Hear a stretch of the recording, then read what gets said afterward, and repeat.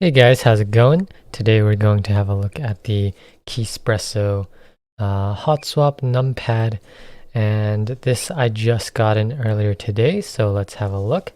So you get the numpad pre-assembled, which is kind of nice, kind of not nice, because these stabs are already installed, which I'm not too fond of because these are PCB clip-in stabs. So there's no easy way to take these out without disassembling this. But apart from that, you do get an encoder knob because there is an encoder at the top here, which also includes a button. And this encoder is ratcheted, so it does make a noise. It's not really what I wanted. I wanted a smooth encoder, but it is what it is. And also you do have your num lock, caps lock, scroll lock indicators at the top. And this does use the Kailh style hot swap sockets, and it does look like it has surface mounted LEDs. Apart from that, this is an acrylic sandwich keyboard numpad, and it is USB Type-C, which is great to see. And yeah, let's have a better look at this board. So what I'm going to need to do here is disassemble this board, and it's just held together with a few screws here and there. And while I'm here, I guess I will note that there does look like there is a reset switch here, as well as two dip switches, which I'm not too sure what they do yet.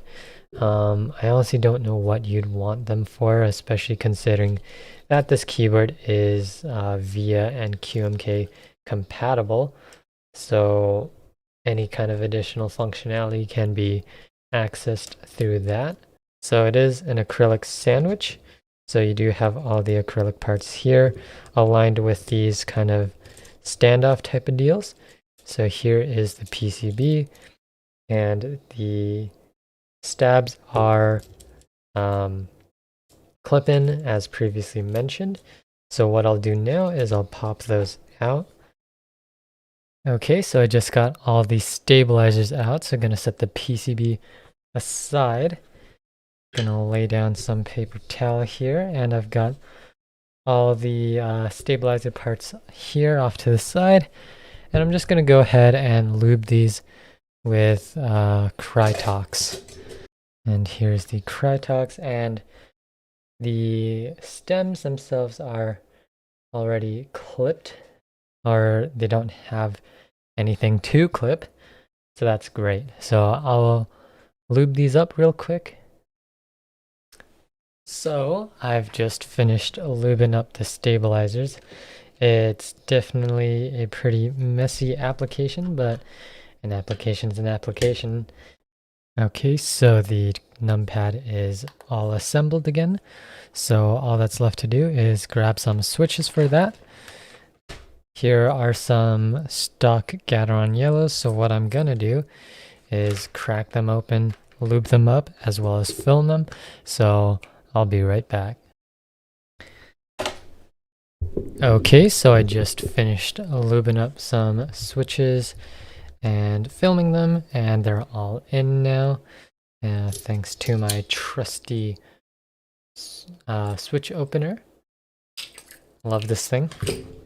Anyways, now the last thing is keycaps and encoder knobs.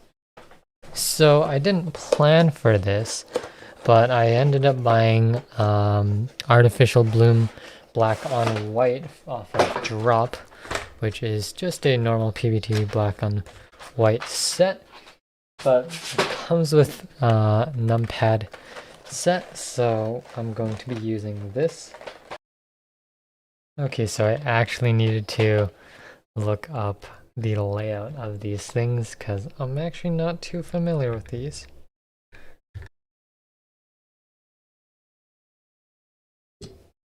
Okay, so all this keycaps are on, and I've gotten everything responding more or less the way it should now. Just some of these stabilizers aren't as good as I had hoped. like mainly the plus key.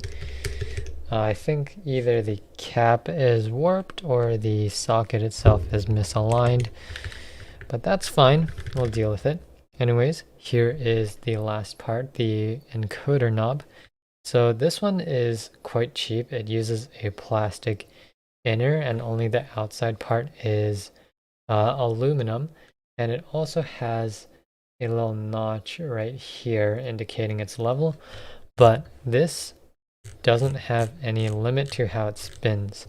So yeah, I could use this knob and it works fine, but to me it doesn't make sense to use. So I sourced this knob from one of my guitars, and it is a bit of a loose fit, but it totally works and feels a lot more substantial, and it overall just feels better. But if you look here, you'll notice that, okay, maybe it's not very evident, but these, basically all of these kind of tilt to the left a little bit. So there's some misalignment happening here, but it is what it is. This product is very affordable in my opinion. So yeah, but I think the stabs could definitely be improved. I might actually buy my own for this because as is, the stabilizers just sound awful. This one doesn't sound bad, but these two sound pretty bad. So yeah.